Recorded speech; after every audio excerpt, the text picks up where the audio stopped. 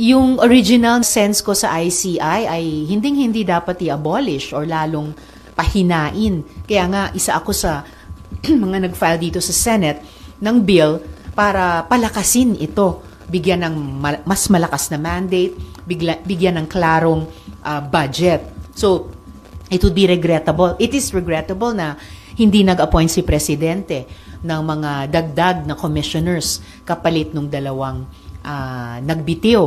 Of course, bukod sa ICI, nag-file din ako at ilan sa amin ng bills para magtayo ng Independent People's Commission para imbestigahan ng kompleto at maayos itong lahat ng mga, hindi lang flood control, pero iba pang public works and even iba pang department projects, no, na sinubukan na rin naming ilagay sa mas maayos sa pamamagitan ng budget process nung nakaraang taon.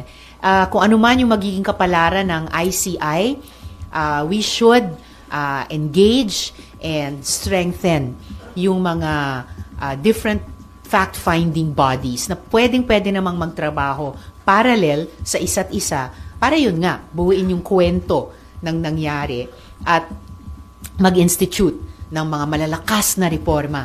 Una, para singilin ang accountability ng lahat ng may sala at pangalawa, para pigilin o at least man lang bawasan in large part na mangyari ito ulit.